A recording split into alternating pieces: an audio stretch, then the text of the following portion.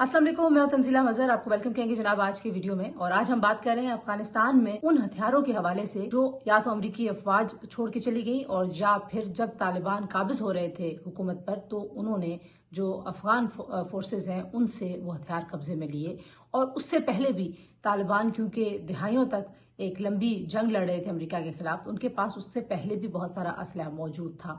अब ये असलहा ज़ाहिर है जो रियासत है उसके पास हो तो फिर उससे ज़्यादा डर नहीं होता, लेकिन इंकशाफात ये हो रहे हैं कि ये असलहा ब्लैक मार्केट में मौजूद है। और जितनी भी दहशतगर्द तंजीमें हैं, जिसमें तहरीक तालिबान पाकिस्तान है, जिसमें BLA जैसी तंजीमें हैं, जिसमें जो ईस्ट तुर्कस्तान जो मूवमेंट है इस्लामिक वो हैं, इसके अलावा यमन की जो अंसारुल्लाह है तंजीम वो भी, और इस्लामिक मूवमेंट ऑफ उज़्बेकिस्तान, ये तमाम, और अलकायदा, तमाम ऐसी जो तंजीमें हैं, जो दहशतगर्द तंजीमें हैं, उनको रसाई हासिल है क्योंकि ये जो सारा का सारा असलहा है ये ब्लैक मार्केट के तौर पर मौजूद है। अफ़गानिस्तान के जो बहुत सारे अहदेदारान हैं उन्होंने भी इस चीज़ को कन्फर्म किया है, और अमेरिका का जो मीडिया है, बरतानवी मीडिया, वो भी ये दावा कर रहा है कि 10 लाख हथियार जो हैं वो छोड़े गए हैं। अगरचे जो अमरीकी आदाद-ओ-शुमार हैं सरकारी तौर पर वो इससे ज़रा कम हथियार बताते हैं, लेकिन उनकी कोई क्रेडिबिलिटी नहीं है क्योंकि साथ ही उन्होंने ये भी तस्लीम किया कि हमें मालूम नहीं है, हमारे पास इंफॉर्मेशन का कोई बहुत बड़ा ऐसा सिस्टम मौजूद नहीं है जिससे हम कंफर्म कह सकें कि हमने कितने हथियार छोड़े। लेकिन ये अब चीज़ कंफर्म हो गई है कि अगर 10 लाख हथियार छोड़े गए थे तो उसमें से निस्फ से ज़ायद यानी कि 5 लाख जदीद असलहा जो है वो दहशतगर्द तंजीमों के हाथ लग चुका है, स्मगल हो गया है या ब्लैक मार्केट में फ़रोख्त कर दिया गया। इसके अलावा ये भी याद रखिए कि जब बुरी हुकूमत कायम कर रहे थे तालिबान तो उन्होंने जो अपने मुकामी कमांडर्स थे उनको भी ये कहा था कि आपने जो अमरीकी फोर्सेस से जब्त किया है असलहा उसका 20% आप अपने पास रख सकते हैं। उसकी वजह से भी जो ब्लैक मार्केट है असलहे की वो फल फूल रही है। इंटरेस्टिंगली अफगानिस्तान जो है वो असलहा फरोख्त करने वाला वाले जो बड़े मुल्क हैं उनमें शामिल है। एक ऐसा मुल्क जिसमें कोई फॉर्मल इकॉनमी नहीं है, एक ऐसा मुल्क जिसमें जाहिर है कोई ऐसे डेपोज नहीं है जहाँ पे असलहा तैयार हो रहा हो। तो ये सारा का सारा असलहा वो है जो अमरीकी फोर्सेस ने छोड़ा अफगानिस्तान में। अब उनके लिए भी ये एक अलार्मिंग पॉइंट है, अमेरिका के लिए खुद भी। सदर ट्रंप तो शायद सदर बाइडन की मुखालफत में इस असलहे के इशू को बहुत ज़्यादा हाईलाइट कर रहे हैं। इससे पहले अमेरिका ने एक इंक्वायरी कमेटी भी कायम करने की कोशिश की थी कि हमें मालूम होना चाहिए वो असलहा कहाँ गया है। सदर ट्रंप ने भी आके ऐलान किया कि वो ये असलहा वापस लेंगे अफगानिस्तान से। वो एक जो नंबर कोट उन्होंने किया वो तो $85 अरब का तकरीबन असलहा है, लेकिन जो रिपोर्ट्स जो हैं वो मीडिया में शाये हुई हैं उसके मुताबिक तकरीबन $10 अरब की लागत का अमरीकी असलहा जो है वो अफगानिस्तान में मौजूद है। अभी हाल ही में यूनाइटेड नेशंस की तरफ से एक रिपोर्ट जारी की गई थी जिसमें कहा गया कि पाकिस्तान में जो हालिया दहशतगर्दी के वाक़यात बड़े हैं और उनमें इजाफा हुआ है, और बड़े बड़े जो वाक़यात हैं उसमें जो मुआवनत है वो अफ़गानिस्तान की जानिब से इन तमाम दहशतगर्द ग्रोहों को मिल रही है, जिसमें माली मुआवनत भी है, अरबों डॉलर्स रुपए भी मिल रहे हैं, और साथ साथ असलहे की सूरत में भी ये मुआवनत हासिल हो रही है। आपको याद होगा जाफर एक्सप्रेस के हमले में भी जो एक राइफल सामने आई वो अमेरिका में तैयार की गई थी, वो एक अमेरिकी साख्त का असलहा था। इससे पहले अगर आप टांग पर हमले की बात करें, कैंट पर जो हमले बन्नू में हुए उससे पहले जो हमले होते रहे उनमें भी बहुत सारे ऐसे हथियार जो है वो फोर्सेस ने अपने कब्जे में लिए जो अमरीकी साख्त के थे, और वो पाकिस्तान के इन इलाकों तक स्मगल होके आ चुके थे। और उन सिर्फ हथियार आए थे या दहशतगर्द भी आए थे। जाहिर बात है, आप ये भी सोचने की बात है कि किस तरीके से ये सारा का सारा सिलसिला जो है वो इस पूरे रीजन के लिए और बिलखुसूस पाकिस्तान के लिए खतरे का बायस बन रहा है। अब तक अगर बड़े असलहे की बात करें तो तकरीबन 63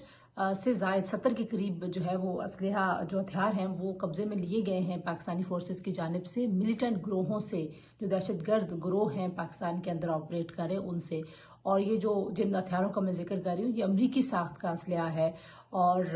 वो जो जाफर एक्सप्रेस में भी वो जो राइफल इस्तेमाल हो रही थी वो जो अमरीकी अफवाज हैं और अफगान फोर्सेस ने वो अफगानिस्तान की जो फोर्सेस थी उनके हवाले उन्होंने वो असलहा किया था, उनके इस्तेमाल के लिए उनको उन्होंने जदीद असलहे से लेस किया था। लेकिन जिस वक्त अफगान काबिज हो रहे थे उस वक्त हम देख रहे थे कि چاہے وہ ہمویز ہوں، چاہے جو ہے وہ نائٹ ویژن گوگلز ہوں، اس تمام چیزیں چھوڑ کے، بڑی بڑی رائفلز چھوڑ کے، M14 M16 جو ہیں وہ وہاں سے جو لوگ ہیں وہ فرار ہو رہے تھے۔ امریکہ بھی اسی طریقے سے وہاں سے نکل گیا، لیکن اب ایک ڈن آپ نے بنا دیا ہے، ایک ایسی جگہ بنا دی ہے جہاں سے یہ تمام کا تمام اسلحہ اب سب سے زیادہ تو خیر پاکستان کے خلاف استعمال ہو رہا ہے، لیکن جو باقی جن تنظیموں کا میں نے ذکر کیا وہ اس پورے ریجن کے لیے، پوری دنیا کے لیے ایک خطرہ، تو یہ بڑی خطرناک صورتحال ہے۔ اس خطرناک صورتحال سے جو ہے وہ افغان عبوری حکومت کو آگاہ بھی کیا گیا ہے۔ ابھی وزیر خارجہ اسحاق ڈار صاحب نے وہاں پر دورہ بھی کیا ہے۔ پاکستان اور افغانستان آپس میں جو عدم اعتماد اس کو کم کرنے کی کوششیں بھی کر رہے ہیں، لیکن وہ عدم اعتماد اسی صورت میں کم ہوگا جب جو ہے وہ جیسے کہتے ہیں جو افغان عبوری حکومت کے ترجمان ہیں عبداللہ صاحب، وہ کہتے ہیں کہ ہمارے لیے بہت ضروری ہے اسلحے کا تحفظ اور اس کی اسمگلنگ کو روکنا، تو وہ اس کو یقینی بھی بنائیں اور یہ جتنے اسلحے گم شدہ ہونے کی بات ہو رہی ہے اس کو ٹریس کیا جائے اور پھر پوری دنیا کو اس سے آگاہ کیا جائے کہ یہ اسلحہ اب جو ہے یہ محفوظ ہاتھوں میں اور یہ غیر محفوظ ہاتھوں سے واپس لے لیا گیا ہے۔ ادروائز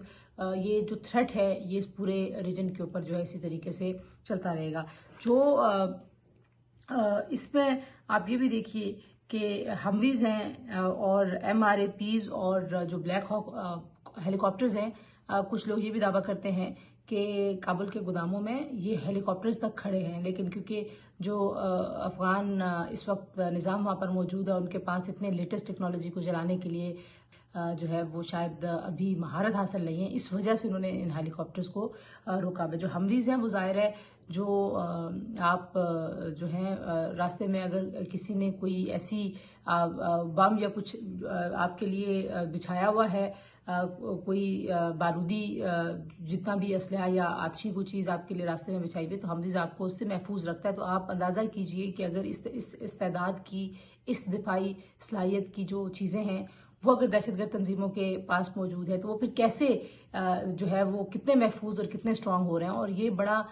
واضح نظر آتا ہے اگر آپ پچھلے 3 سالوں میں دیکھیں کہ کس طریقے سے صرف افغان طالبان مضبوط نہیں ہوئے بلکہ تحریک طالبان پاکستان، جس کو اب ہم فتنہ خوارج کہتے ہیں، وہ بھی مضبوط ہوئے، ان کو بھی کمک پہنچی ہے۔ اور ظاہری بات ہے جب وہ اتنے جدید اسلحے سے لیس ہو کر کہیں پر بھی جا کر حملہ کریں گے تو نقصانات بھی زیادہ ہوں گے، ان کو ان کی جو موومنٹ ہے اس کو فالو کرنا بھی ذرا زیادہ مشکل ہوگا، کیونکہ وہ اب بہت جدید ٹیکنالوجی سے لیس ہیں اور یہ ٹیکنالوجی ان کو دی ہے امریکہ نے۔ اور امریکہ بہادر جو ہے وہ اب بیٹھ کے بیانات تو دے رہے ہیں، لیکن انخلا کرتے وقت بھی ان کو سوچنا چاہیے تھا کہ وہ صرف ٹیریٹری نہیں ایک چھوڑ کے جا رہے، بلکہ وہ وہاں پہ جنگ کا جو مواد ہے وہ وہیں پہ جنگ کے ساتھ ہی چھوڑ کے جا رہے ہیں، جس کا نقصان اب یہ پورا خطہ اٹھا رہا ہے۔ لیٹس سی اب اس پہ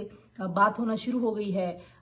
اس پہ پاکستان میں جو دہشت گرد تنظیمیں ہیں ان کے نام جو ہیں وہ اب بین الاقوامی میڈیا بھی لے رہا ہے کہ اس اسلحے تک رسائی ان تنظیموں کو بھی دی گئی ہے اور ان تنظیموں کو بھی یہ اسلحہ جو ہے وہ پرووائڈ کیا گیا ہے، چاہے وہ BLA ہو، BRF ہو، چاہے تحریک طالبان پاکستان ہو، چاہے جو ہے وہ